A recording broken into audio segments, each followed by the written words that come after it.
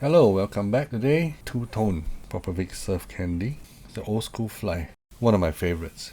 Okay, let's start with putting the thread onto the hook, about here. Okay, don't need to go all the way to the back of the bend. And we're going to start with 2 tones of bucktail. As per usual, take away the fluff. I've already done that. And let's make the tail about this long. Put the bucktail around here. You don't need a lot of bucktail for this pattern. What you want is the thinner fibers, not the very thick ones. It helps with the movement of the fibers when the fly is swimming underwater. You can do tight wraps here, but pull the line and go progressively less tension so that the fibers don't flare. Let's check how it sits. A little bit off center. Spread it down a little bit using your fingers so it sits around the hook a little bit more. You can also hold it loosely this way before tying in, but I think my method allows me to be a little bit more precise in how the fibers are sitting. Now I'm happy. I will do some tighter turns around the bucktail. I think a bit of chartreuse on top of that bucktail will look very nice. So chartreuse, bucktail, same thing, remove the fluff behind and align the fibers so that they're more even in length. If you're not too sure how to do that, you can refer to my basic bucktail video where I cover in detail how to handle the material.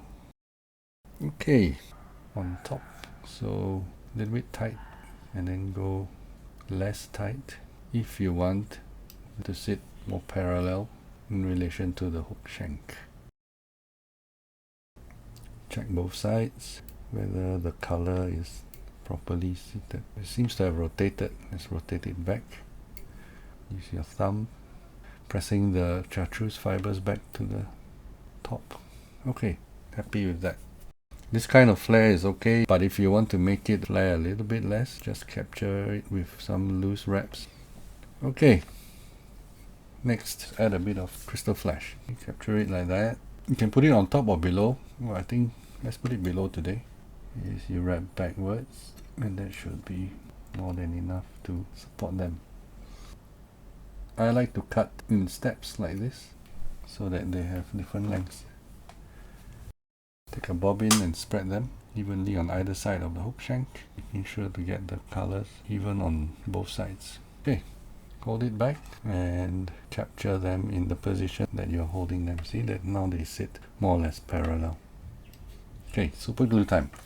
Just a little bit, just enough for it to soak into the wraps and wick onto the fibers. That's it for the back portion. Let's advance the thread to the front. Sometimes it's a good habit to put a half hitch just so that nothing comes loose.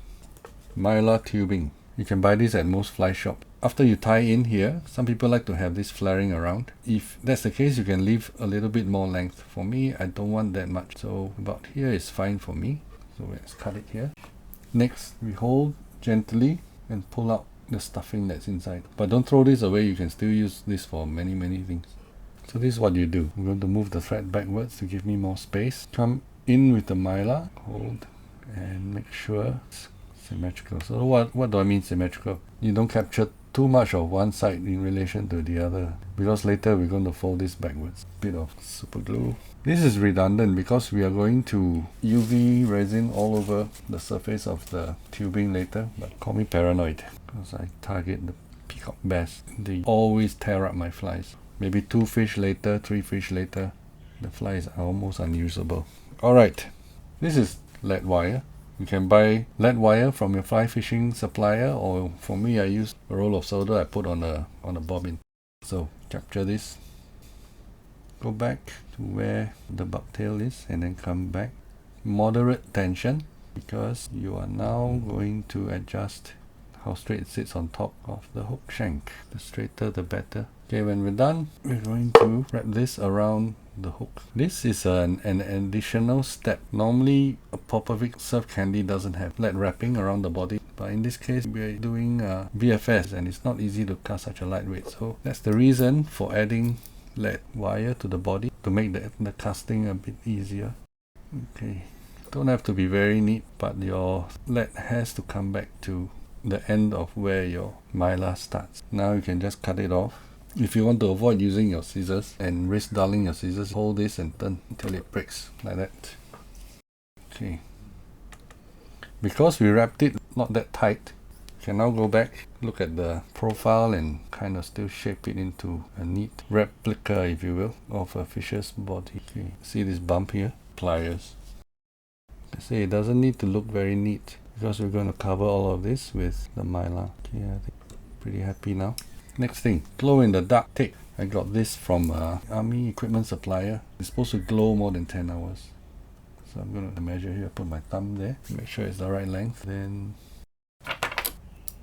cut like an arrow shape so that it tapers downwards. You don't have to be very neat because this mylar is going to cover the tape anyway. Let it sit on top roughly. Get your bobbin back, give it a few wraps. Tidying up the head area a little bit. Because what you want is to have a smooth ramp for this mylar tape to wrap upward. Okay, when you're done, go downwards again. Give this a few wraps. And half hitch. Let your bobbing hang down. This vise has a little knob here that I can hang the thread. Pretty cool actually. Now, slowly push the mylar back over the hook shank, like so, very gently. What you have is a very beautiful baitfish profile, pattern invented by Mr. Popovic. Looks exactly like a baitfish. Even more so later when we add the eyes and the UV resin. Back when I was still learning, we used to coat this with 5-minute epoxy. I still have one of my old ones. The epoxy has turned totally yellow, almost orange. I wonder how UV resin will fare.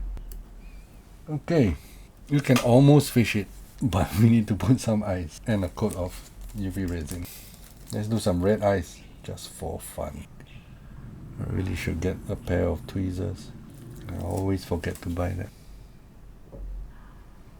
Make sure they are sitting directly opposite each other and also at the same height in relation to each other as much as possible. Okay, the trick that I want to share is before you do the rest of it, just put a dab where the eyes are. This will help to set the position of the eyes. And if you did what I just did and put too much, doesn't matter, just spread it downwards.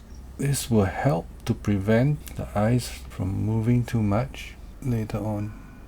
Okay, I think we're good to go for the rest of the body. It's probably a better practice to use a brush to apply UV resin. I'm gonna make a mental note of doing that. Oops, what a mess. Like I said, a brush would be a much better idea. Just a last quick check that it's all evenly coated. Don't know if you can see that. Is that steam or smoke coming out? It's my favorite part of applying UV resin. Looks good. Okay, totally dry already. And here you have Popovic Surf Candy. Thanks for watching and see you on the next episode.